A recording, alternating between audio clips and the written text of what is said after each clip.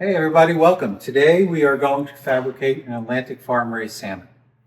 You may say to yourself, how do I know this is an Atlantic farm-raised salmon? Well, for starters, the Atlantic species have white tongues. They also have spots on the gill plate. Although you might find yourself buying a fish that's been headed and gutted and you can't tell, the last check for an Atlantic would be count the rays in the anal fin. Depending on the species, 7 to 9 bones.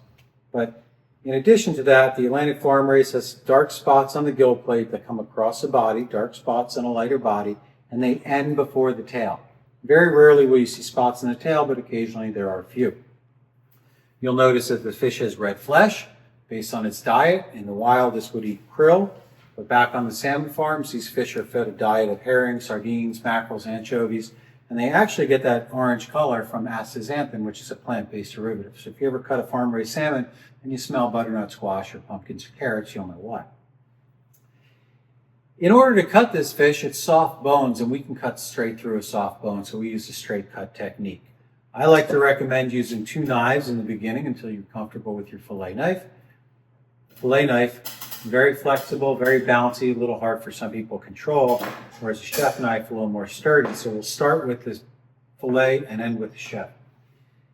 I like to put the handle up against the head on side 1 and rotate the blade with the handle still against the head so the blade's at about a 45-degree angle to the lateral line or where the spine would be underneath it.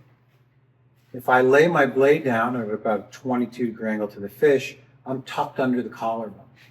And I'm going to simply draw my knife up under the collarbone into the head and listen for that knife hit the table. Turn the blade skyward, stick it in that hole, and release behind the pectoral fin. Now my collarbone is separate from the fillet. Fillet, by definition, boneless-sided fish. Put your knife gently in that slice and roll it, and you will hear the spine and feel some resistance. I'm going to have you roll the knife over, angle the handle back off the table on side 1, slightly into the spine, lift the belly with your 4 non-cutting fingers. Pull down, and you'll hear the first sets of ribs slice. When you have enough room to slide your chef knife in there, please don't bend the fish up this way. Just wiggle it in there, angle back slightly into the spine, belly lifted with your 4 non-cutting fingers, draw the knife down, push it up, move your hand. Very short slicing motions, riding the spine the whole way, not letting the knife cross the center line of your body, and take the fish off and lay it gently on the table. You'll notice that I cut through the ribs. I can see the spine the whole way, the dorsal bones and the anal bones, so that's a really good yield. To do the other side, this fish is oily and wet from the ice bin. I'm going to dry the fish oil and the water off so it doesn't slide everywhere. Gently roll the fish over, 2 hands, still swimming to my cutting hand, and this time I'm standing belly to belly with the fish.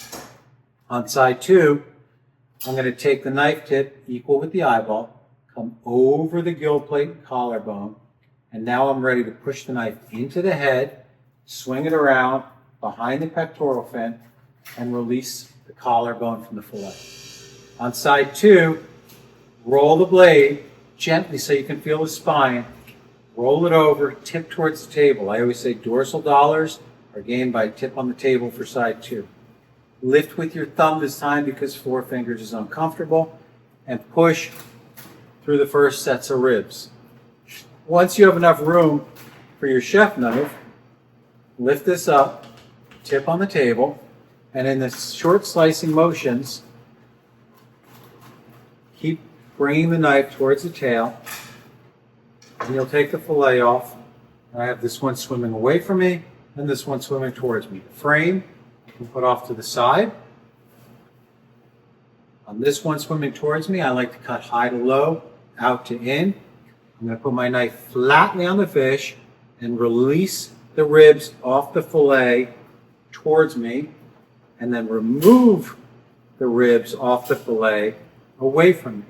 By keeping my knife flat, my knife blade never touches the fillet and never puts cuts in there. On this side, I notice there's an anal fin, which we'll get in the way later, so I'll preemptively remove it by slicing right behind it, for maximum yield. Just remove the bones, don't cut through it. And then we'll take our knife, put it flatly here, release the ribs from the fillet towards you, and then remove the ribs from the fillet away from you. Now, lastly, I'm going to swim both fillets towards me.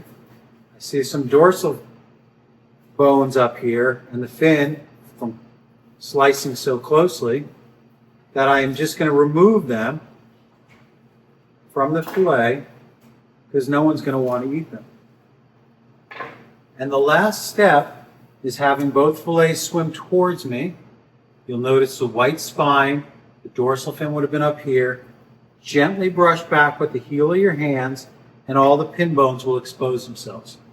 With a set of pliers or tweezers, lightly take a hold of them and pull them in the directions ahead. That's the direction they grow in. They're growing at an angle, and we want to pull them in that direction so we don't tear the flesh. I would please recommend that after you're done, or you think you're done, double check your work. Case in point, missed one.